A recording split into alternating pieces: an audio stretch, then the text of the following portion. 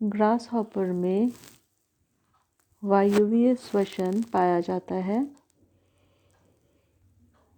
इसका श्वसन कॉकरोच के श्वसन के समान होता है।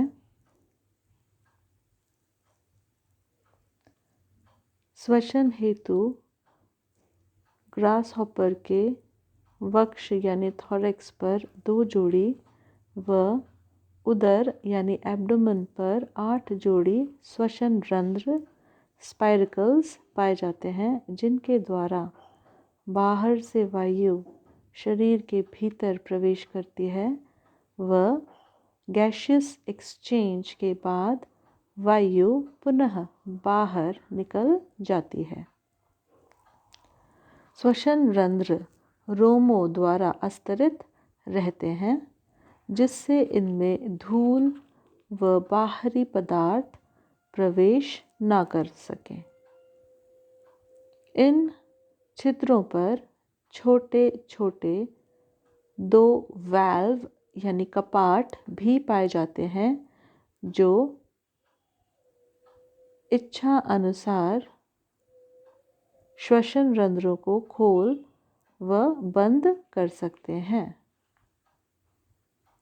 प्रत्येक श्वसन रंध्र भीतर की ओर एक छोटे से प्रकोष्ठ में खुलता है। प्रकोष्ठ यानी कि चेंबर, जिसे एट्रियम कहते हैं।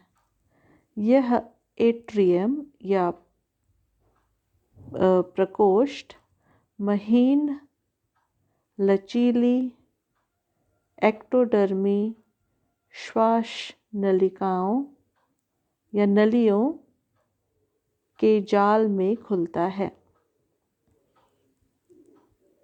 श्वास नलियां के जाल की शाखाएं समस्त भागों में फैली रहती है। कॉकरोच की ही भांति इनमें एक जोड़ी पार्श्वीय यानी लेटरल ट्रेकियल ट्रंक उपस्थित होता है।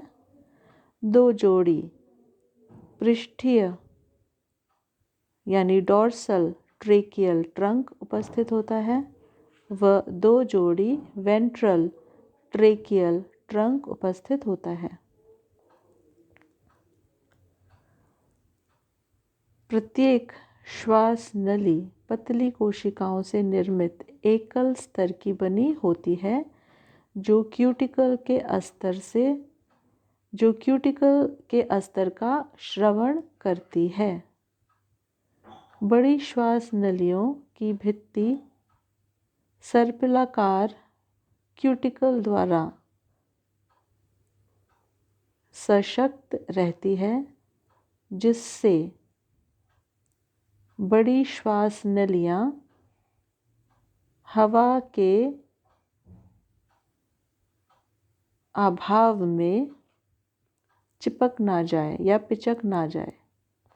श्वास नलियों की महीन शाखाएं वायु कोशिकाएं या श्वास नलिकाएं ट्रेकियोल कहलाती हैं। ट्रेकियोल्स केवल 1 माइक्रोन डायमीटर की होती है।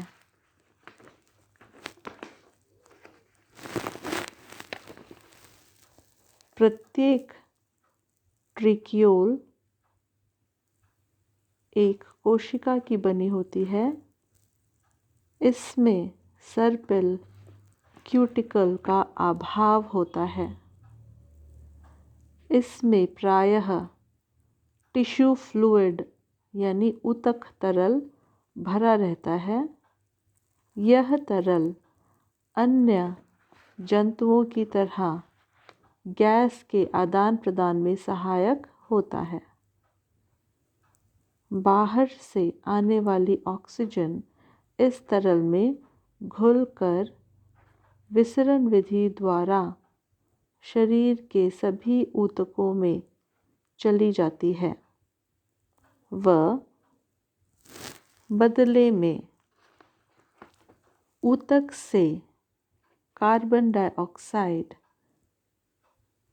बाहर आती है।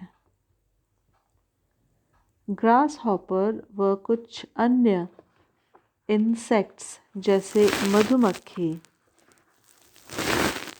में कुछ श्वास नलिकाएं फूलकर वायुकोश यानी कि एयर सैक का निर्माण करती है।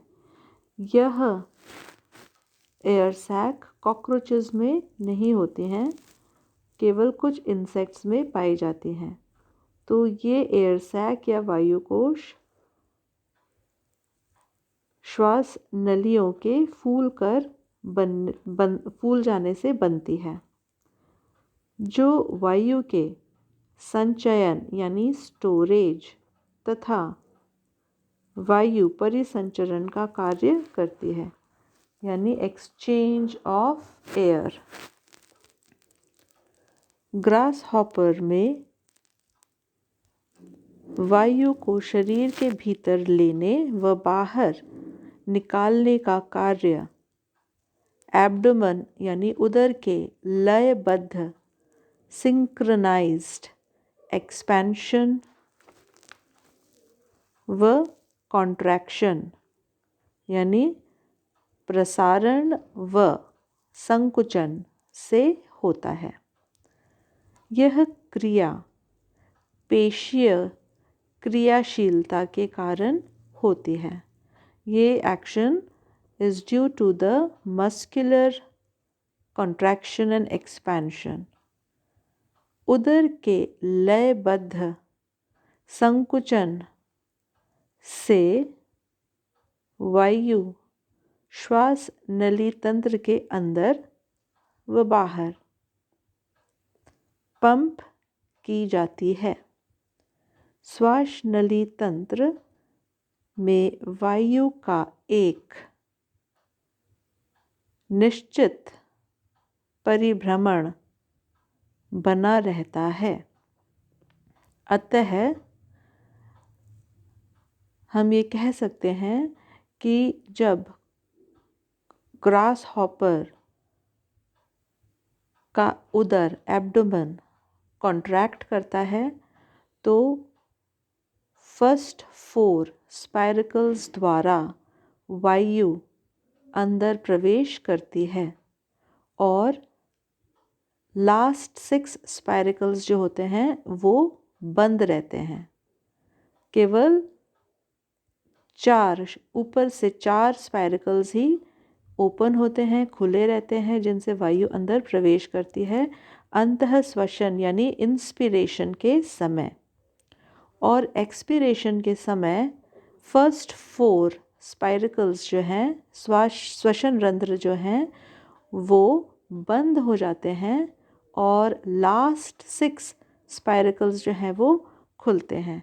इससे वायु शरीर के बाहर निकलती है और इस प्रोसेस को हम बहिश्वसन कहते हैं यानी एक्सपीरेशन। तो एब्डोमेन के लयबद्ध मूवमेंट के कारण स्पाइरकल्स ओपन होते हैं जिससे एयर यानी ऑक्सीजन अंदर प्रवेश करती है। अंदर ट्रेक्यूल्स और जो ट्रेकिया के द्वारा ट्रेक्यूल्स में होती हुई वायु जो ट्रेक्यूल में भरा हुआ तरल है उसमें आती है। विसरण विधि के द्वारा अन्य ऊतकों से कार्बन डाइऑक्साइड जो है वो ट्रेक्यूल्स में आ जाती है और ऑक्सीजन ऊतकों में चली जाती है। यह सिंपल डिफ्यूजन यानी सरल विसरण की विधि द्वारा ये प्रोसेस होता है और फिर जो कार्बन डाइऑक्साइड है वो शरीर के बाहर निकलती है। शुरू के 4 ओपनिंग यानी स्पाइरकल्स से ऑक्सीजन अंदर आती है और उस समय लास्ट 6 स्पाइरकल्स बंद रहते हैं और बहिर्श्वसन यानी एक्सपिरेशन के समय फर्स्ट 4 स्पाइरकल्स बंद रहते हैं और लास्ट 6 स्पाइरकल्स से कार्बन डाइऑक्साइड बाहर निकलती है।